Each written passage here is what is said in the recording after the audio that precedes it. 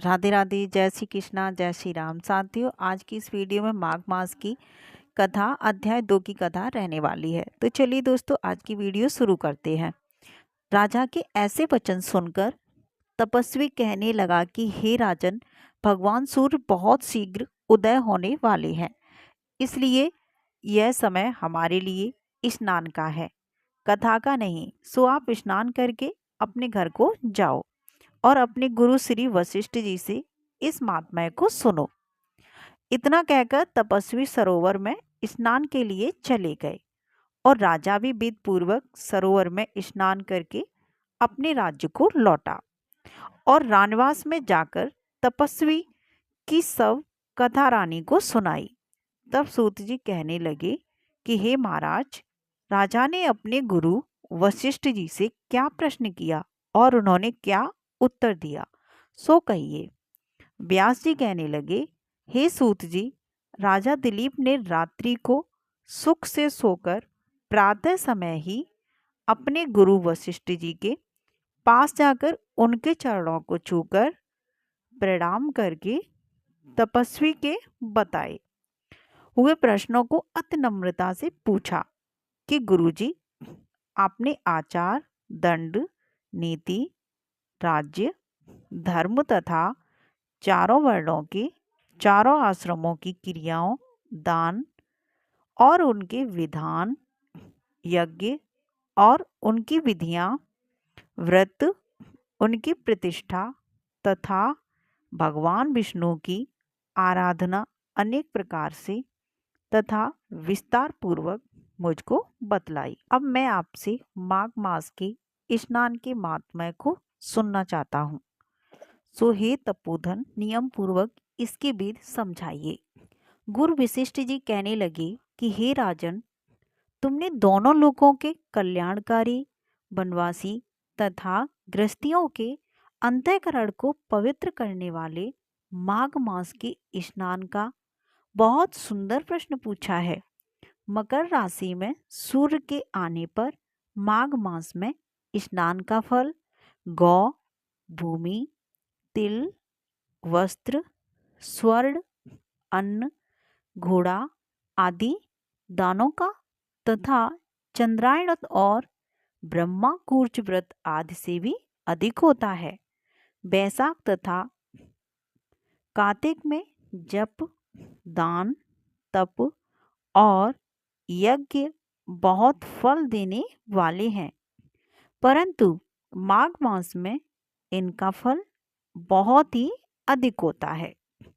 माघ में स्नान करने वाला पुरुष राजा और मुक्ति के मार्ग को जाने वाला होता है। दिव्य दृष्टि वाले महात्माओं ने कहा है कि जो मनुष्य माघ मास में सकाम या भगवान के निमित्त नियम पूर्वक माघ मास में स्नान करता है, वह अनंत फल वाला होता है।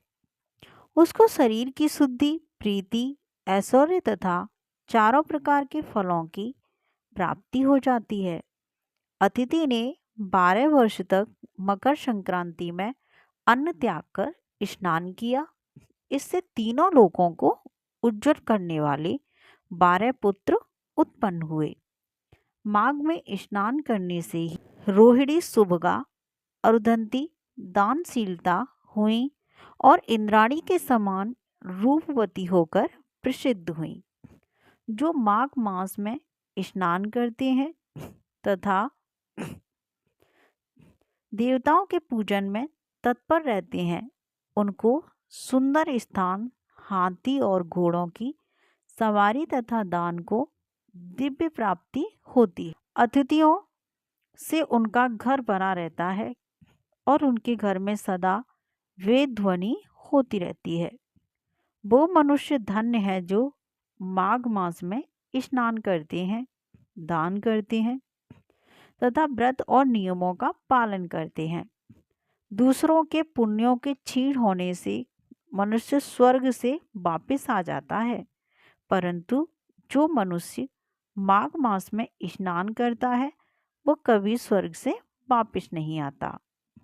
इससे बढ़कर कोई नियम, तप, दान, पवित्र और पाप नाशक नहीं है। भृगुजी ने मणि पर्वत पर विद्याधरों को यह सुनाया था।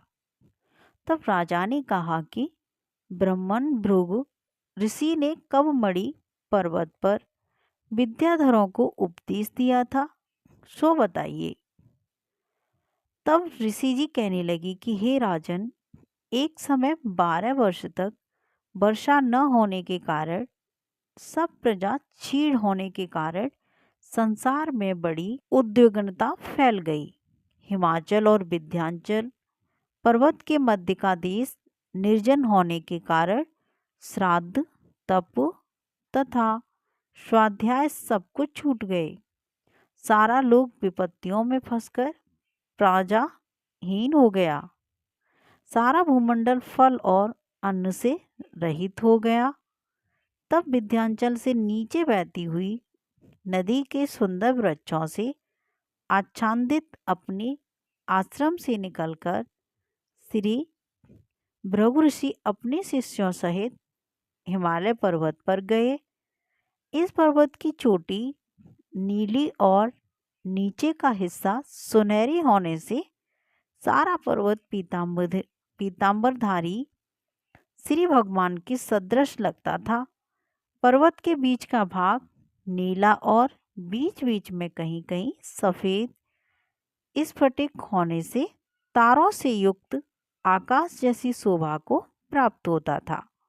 रात्रि के समय वह पर्वत दीपकों की तरह चमकती हुई दिव्य औषधियों से पूरित किसी महल की शोभा को प्राप्त होता था।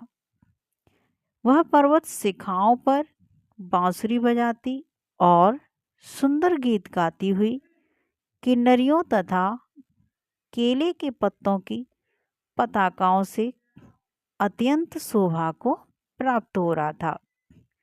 यह पर्वत नीलम, पन्ना, पुखराज तथा इसकी चोटी से निकलती हुई रंग बिरंगी किरणों से इंद्रधनुष के समान प्रतीत होता था। स्वर्ण आदि सब धातुओं से तथा चमकते हुए रत्नों से चारों ओर फैली हुई अग्नि ज्वाला के समान शोभायमान था।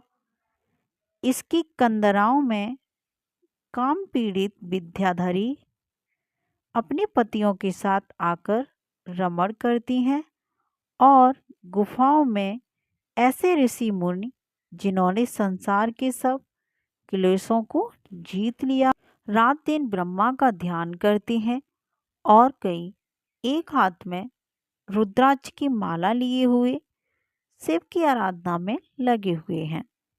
पर्वत के नीचे भागों में जंगली हाथी अपने बच्चों के साथ खेल रहे हैं तथा कस्तूरी वाले रंग बिरंगे मृगों के झुंड इधर उधर भाग रहे हैं। यह पर्वत सदा राजहंस तथा मोरों से भरा रहता है। इसी कारण इसको हेमकुंड कहते हैं। यहाँ पर सदैव ही देवता, गुहिक और अप्सरा निवास करते हैं। तो साथियों, आज की कथा अध्याय 2 की संपूर्ण होती है। आप सभी को आज की कथा पसंद आई हो तो प्लीज़ दोस्तों लाइक कर दें और चैनल को सब्सक्राइब कर लें। धन्यवाद साथियों।